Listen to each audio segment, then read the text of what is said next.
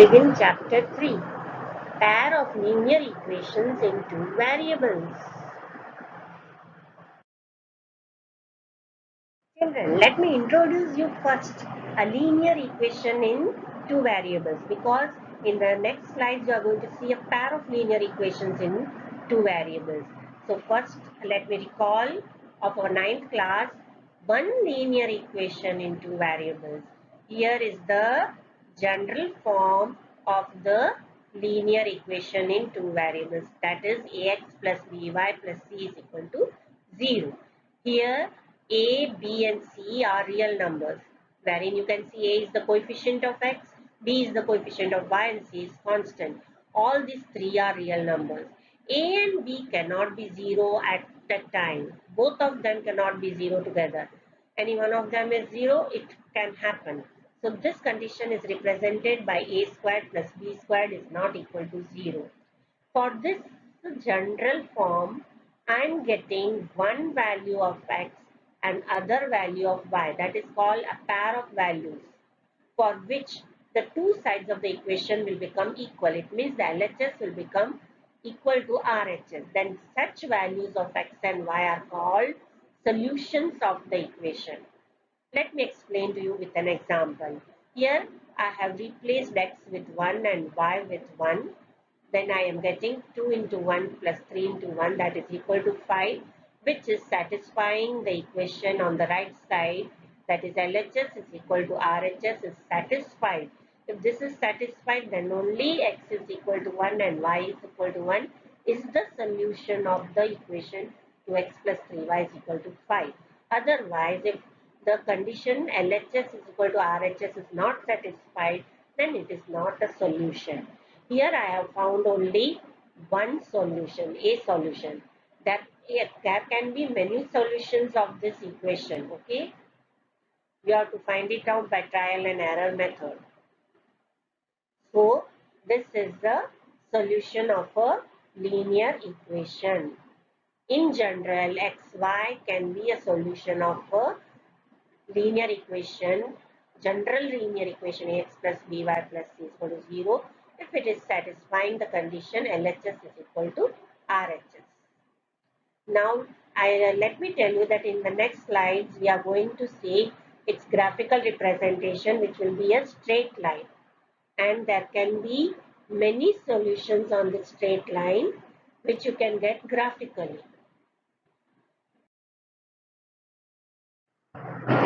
Now let us understand what geometrically does it mean. It means that point 1, 1 lies on the line representing the equation 2x plus 3y is equal to 5. Here you can see in the graph 2x plus 3y is equal to 5 is a line. In fact, this is true for any linear equation, that is each solution. Now this is general description. Each solution xy of a linear equation in two variables ax plus by plus c is equal to 0 corresponds to a point on the line representing the equation. Now here you can see that whatever points are lying on the line are the solutions of the equation 2x plus 3y is equal to 5. One of them is 1, 1. I told you to find the other solutions and you make the graph of it. It will be this type of straight line. It means that conditions should be satisfied that each solution xy of a linear equation of two variables will have its values. When you put its values in this equation, LHS and RHS will be equal. Now, recall that geometrically, graphically, representation of a linear equation two variables is a straight line. This you are already done in 9th class, that any linear equation in two variables is a straight line. This is its geometrical representation. And in general, it is denoted like this: ax plus by plus c is equal to 0, where each solution xy corresponds to a point. It means that each xy which is a solution, not all xy, only those which are solutions will lie on this line.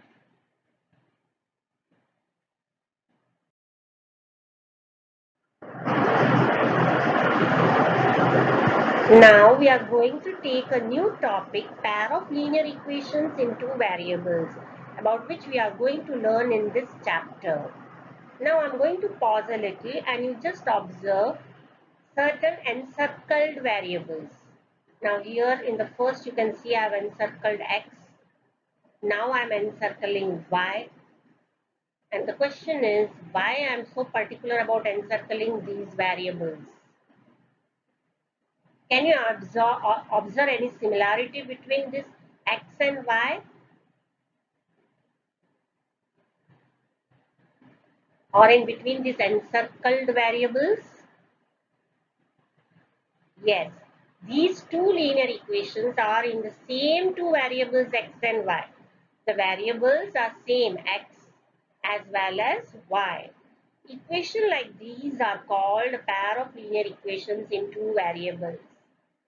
Now here you will find another set of equations, and again I am encircling the variables. Again you observe what is the difference between these encircled variables and the encircled variables in the previous two pair of equations. Observe properly. Now here is the answer. Here the variables are not the same. So they are not a pair of linear equations in two variables. This system is not a system of a pair of linear equations in two variables. Why? Because here the variables are different. You can see the first equation is having variables a and b, whereas the second equation is having variables x and y. It means the system is not having the same two variables. So the condition for a pair of linear equations in two variables to be a system is that the variables should be same. They should be same variables, not like this a and x, b and y is not a system of pair of linear equations in two variables.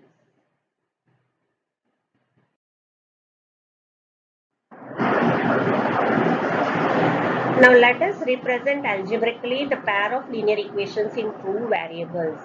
It is in a general form like this. a1x plus b1y plus c1 is equal to 0. a2x plus b2y plus c2 is equal to 0. This is the general form of the pair of linear equations in variables x and y. The conditions are similar to the conditions which were applicable for a linear equation in two variables. In the first slide, I taught you about it, and there it was only one linear equation in two variables. The conditions were same. A, B, and C were not real numbers, and a squared plus b squared was not equal to 0.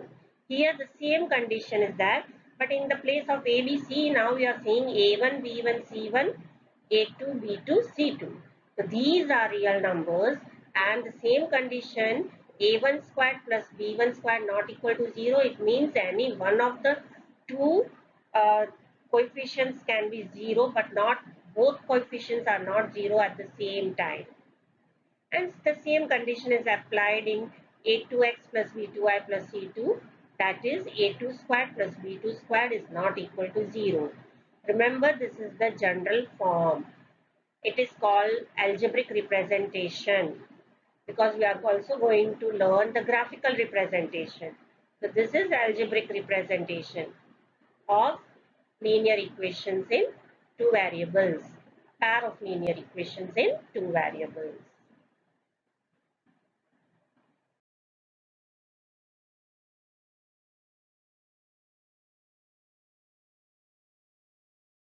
Children, before moving to the graphical representation of a pair of linear equations in two variables, I am going to do some warm-up exercise for you. If I give you two lines and if I tell you to arrange them, then there are three possible ways in which you can arrange them. In the place of two lines, you can think of two sticks also. The first way to arrange them will be the two lines will intersect at one point. So here is how it gets arranged. The two lines will intersect at one point. The second condition is the two lines will not intersect, then they can be parallel. As here you can see, the two lines are parallel, or These two lines can be coincident. As you can see over here, these two lines are overlapping each other. They are coincident. Now, based on these three conditions or three possibilities, we can say, I am going to show you the graphical representation of the pair of linear equations in two variables. Our graphs will have all these three conditions.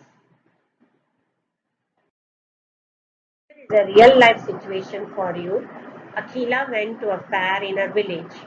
She wanted to enjoy rides on the giant wheel and play hoopla. These are the two games she's going to play. The first game is sitting on a giant wheel, and the second game is hoopla. What means hoopla? You have to throw a ring on the item kept in a stall, and if the ring is covering the object entirely, then you get that object. Now the first condition I have shown you in green and the second condition in red. In the first condition it is given the number of times she is playing hoopla is half the number of rides she had taken on giant wheel. Means hoopla is played for less time and rides are taken more time. Now second condition, if each ride costs her rupees 3 and a game of hoopla costs her rupees 4, then how would you find out the number of rides she had and how many times she played hoopla? Now these two are variables. Which are the variables? The first variable x is denoted by the number of rides she had, and the second variable y will denote how many times she played hoopla, because we don't know how many times she played both these two games. So one game will be represented by the variable x, and then the another game will be represented by the variable y. The number of times these two games are played will be represented by x and y. Now another thing is that she has been given rupees 20 to spend. So how is she going to spend them? Let us look in about it in the another slide, and we are going to represent it graphically and algebraically. Previously told you that we are going to express the situation algebraically and graphically. Now Akhila is taking with her 20 rupees. So our equations will be according to that value. Here comes the first equation. Y is equal to half x. Here let me tell you, y is representing the number of times she is playing hoopla and x is representing the number of times she is sitting on the giant wheel. She is playing hoopla for less number of times, that is half times only of that of the number of times she is sitting on rides. So she's sitting more times on rides and playing hoopla half of the number of times. Another thing is that hoopla is costing her more. So she's also sitting, she's playing hoopla for less time. Now hoopla is costing her rupees 4 per one play. But she's playing for y number of times. So it will cost her 4 into y. Now she's sitting on rides and the ride is costing 3 rupees for one time, and she's sitting for x number of times. So total she has spent 3 into x on rides. So 3x plus 4y, and total amount spent by her is 20 rupees. 3 rupees for one ride. For x rides, 3 into x rupees. 4 rupees for one play of hoopla. Y times played, so 4 into y is equal to 4y. Total 20. This is the second equation. These are the two tables. Now here we are taking two values of x, 4 and 2, and we are getting respective values of y, that are 2 and 1. You replace x with 4, you get 4 upon 2, 2. Then you replace it with 2, then 2 upon 2 is 1. Similarly here, replace x with 0, 20 upon 4 is 5. Replace x with 4, 20 minus 12 upon 4, 8 upon 4 is 2. Here is the graph. I previously told you when there are two intersecting lines, they will intersect at one point, and that is its solution. So here the two intersecting lines are intersecting at a common point. Can you see that common point even in the table? See in the table 4, 2 is the common point in both the tables. In both the tables, you can find the coordinates 4 and 2, 4 and 2. And these are the common point at which they are intersecting at that point. The point which will arrive in both the tables. Other points won't be common, only one point will be common. Secondly, it's not necessary that whatever you take in the table will have a common point, but you can find it out graphically. Even though it is not reflecting in the table, it will reflect in the graph. So don't worry about it that in your table you are not getting a common point. You may not get a common point in the table. Here, by chance, I have got a common point in the table, but it's not necessary that I get a common point. But that common point will automatically reflect in the graph. Here you can see. Observe that the two lines representing the two equations are intersecting at the point 4, 2. This was first we have seen in the previous slide. Two intersecting lines. Now we will see two parallel lines through another real life example. The real life situation which is of another kind, and let us see what type of graph is it going to form. It will be interesting to learn what type of graph it's going to be forming. The situation goes like this. Romila is purchasing from a stationery shop 2 pencils and 3 erasers. When Sonali is seeing this variety, she's liking that variety and she's also going to the shop and she's purchasing 4 pencils and 6 erasers of the same kind. Now Romila takes with her rupees 9 and she is spending rupees 9 and Sonali is spending rupees 18.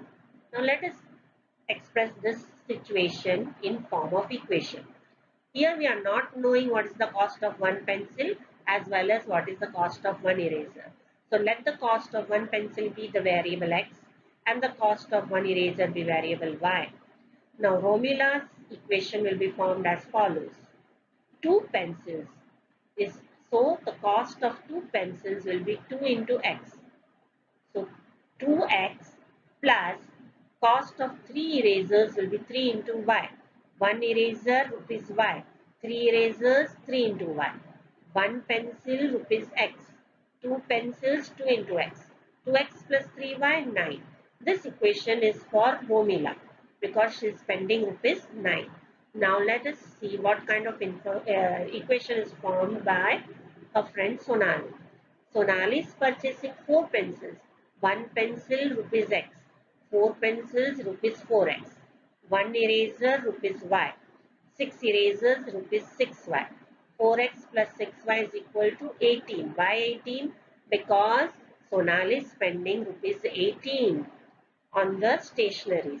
Now this two situations will be expressed graphically. For that we will need two tables where we will take two random values of x. Here we have taken two random values of x. And the second table also we have taken two random values of x. We get the respective values of y. As you can see in the first table, when we put 0, we get 9 upon 3 is equal to 3. And when we put 4.5, we get 9 minus 9, 0 upon 3 is equal to 0. Here also when you put 0, you got 18 upon 6, 3. And when you put 3, 18 minus 12 upon 6 is equal to 6 upon 6, that's equal to 1. Now here you are seeing there is only one line. It means there are two lines overlapping each other. We plot this points in a graph paper and draw the lines. We find that both the lines coincide. This is because both the equations are equivalent. One can be derived from the other. You can see now let's again go to the equation.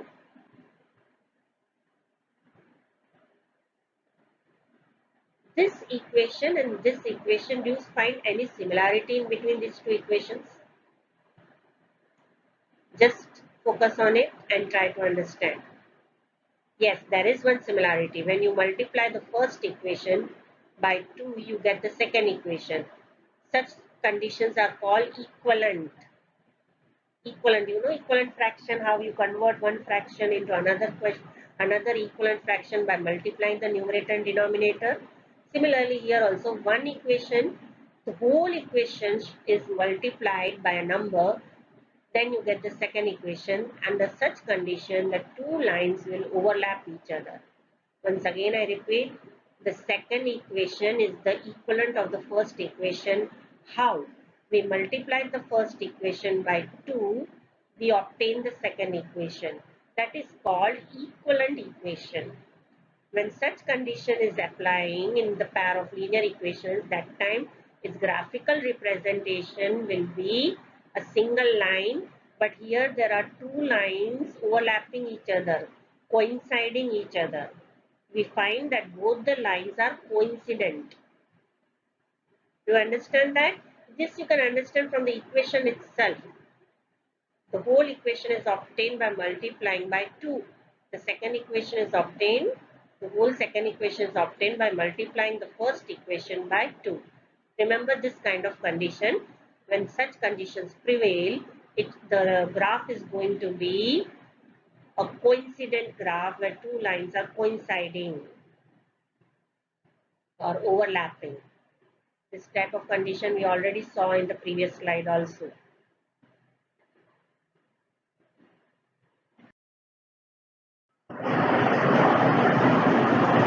Here I have come up with the last real life situation for you.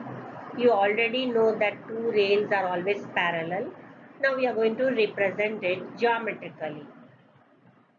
These are the two equations in the question also they are there. So I won't repeat for you. We are going to form a table of these two equations.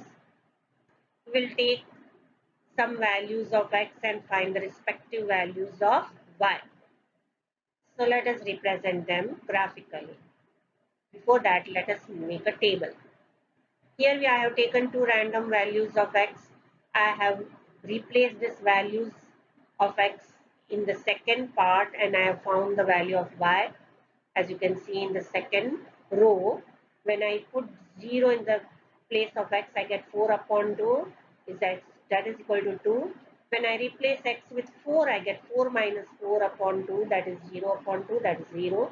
Here I replace the x with 0, then I get 12 minus 0 upon 4, that is 3.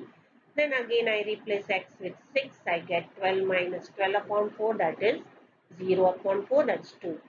Here you can see the two rails, they are parallel. You already know the rails are parallel. But here one important thing that you might confused with the second slide, second condition where they were coinciding lines, coincident lines. Now that condition was that when we multiply the first equation by 2, we got the second equation. But here it is not the same way. If you multiply the first equation by 2, you will get 2x. You will also get 4y. But you won't get 8. This is the main difference between the coinciding lines and parallel lines. In the coincident lines, both the equations, all the three terms of the equations you get equivalent. But in this parallel lines, you won't get the constant term equivalent. By multiplying the first equation by 2, you won't get the third equivalent constant term. Mind well, be very careful. Now, once again, I am repeating, if I multiply the first equation by 2, I will get 2x, 2 into x, 2x. I will also get 4y, 2 into 2y is 4y. But I will not get 8. This is the main difference. If they were coinciding lines, then I would have got 8. But here they are parallel lines, so I won't get the constant term. Equivalent constant term is not available over here. Right? So this is the how the parallel lines work. And this is the main difference between coinciding lines and parallel lines. In the next video, I'll come up with the graphical solutions of a pair of linear equations. Stay connected. Thank you.